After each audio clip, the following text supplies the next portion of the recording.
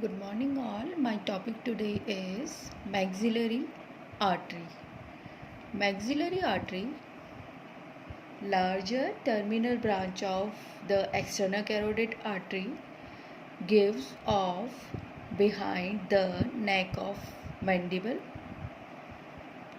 This maxillary artery supplies external and middle ears, auditory tube, dura mater, upper and lower jaws and teeth, muscles of temporal and infratemporal region, nose and paranasal sinuses, palate and root of pharynx. Now, course and relations of maxillary artery. This diagram showing maxillary artery in relation with lateral pterygoid muscle. We can divide this artery into three parts. First, second and third part of maxillary artery. First part, also called as mandibular part, runs horizontally forward, first between neck of mandible and sphenomandibular ligament. In this diagram, we can see this is sphenomandibular ligament. This one. This is external carotid. This one is maxillary artery. This is sphenomandibular.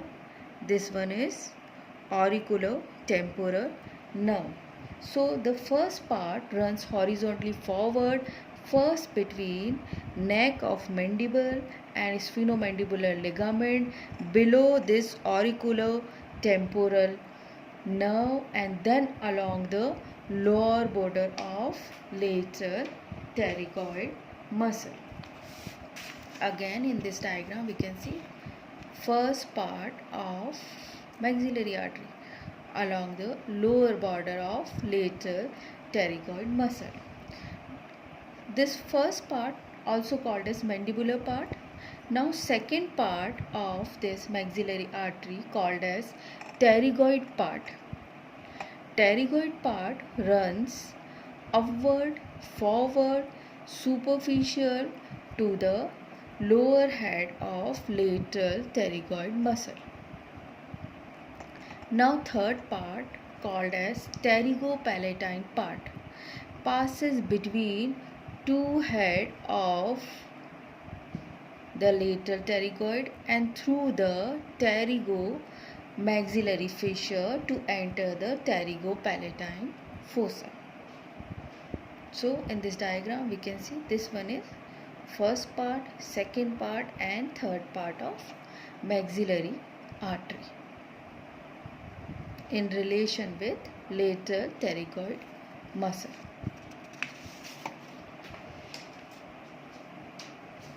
Now this diagram showing sphenomandibular ligament, external carotid, maxillary artery and sphenomandibular ligament, auriculotemporal nerve. Now next is branches of maxillary artery. Branches of this one is external carotid, and from the external carotid arises maxillary artery. First part, second part, third part of maxillary artery. Now first part of maxillary artery branches are: number 1, deep auricular artery. This deep auricular supplies external acoustic meatus, tympanic membrane and temporomandibular joint. Second branch of first part की जो second branch रहेगी वो है anterior tympanic. Anterior tympanic supplies middle ear including the medial surface of tympanic membrane. It passes via petrotympanic fissure. This anterior tympanic. Number 2 artery is anterior tympanic, arises from first part of maxillary artery. Now next is third one is middle meningeal artery. Middle meningeal lies between lateral pterygoid and sphenomandibular ligament. In this diagram we can see this diagram showing this one is middle meningeal artery lies between lateral pterygoid and sphenomandibular ligament, then between two roots of auriculotemporal nerve, enters the skull through foramen spinosum to reach the middle cranial fossa. It divides into a large frontal branch and smaller parietal branch. Supplies more of bone and less of meninges. Also, fifth and seventh nerves, middle ear and tensor tympani. Now again,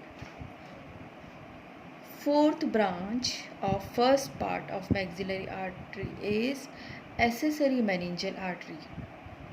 Now in this diagram, this third one is middle meningeal, passes to foramen spinosum. Fourth one is accessory meningeal, enters the cranial cavity through foramen ovale. Apart from the meninges, it supplies structures in the infratemporal fossa. Now fifth branch is inferior alveolar artery. Inferior alveolar, this one is fifth one is inferior alveolar, runs downwards, forwards, medial to ramus of mandible to reach the mandibular foramen. Passing through this foramen, the artery enters the mandibular canal, in which it runs downwards, then forwards. Before entering the mandibular canal, the artery gives off mylohyoid branch that descend in the mylohyoid groove on the medial aspect of mandible and runs forward above the mylohyoid muscle. This one is mylohyoid artery. Within the mandibular canal, this inferior alveolar gives branches to mandible and to the roots of each tooth attached to the bone. It also gives off a mental branch that passes through the mental foramen to supply the chin.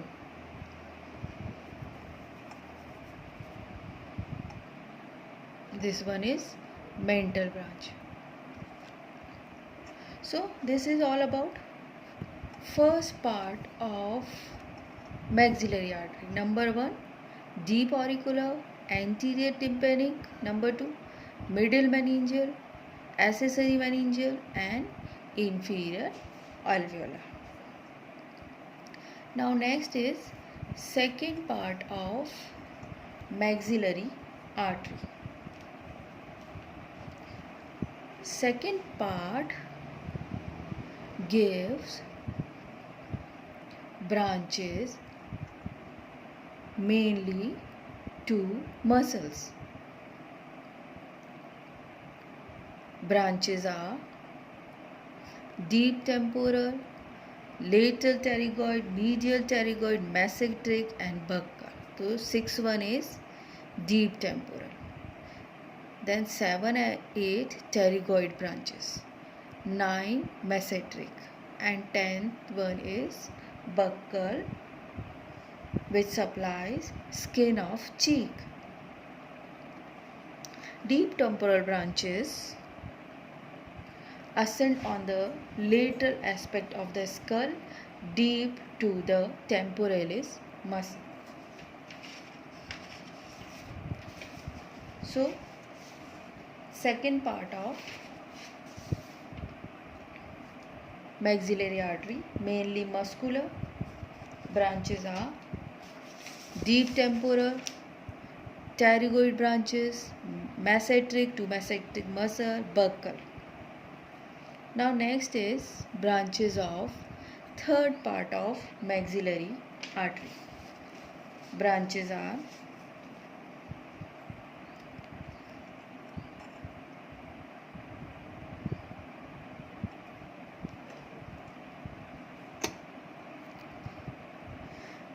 artery of pterygoid canal,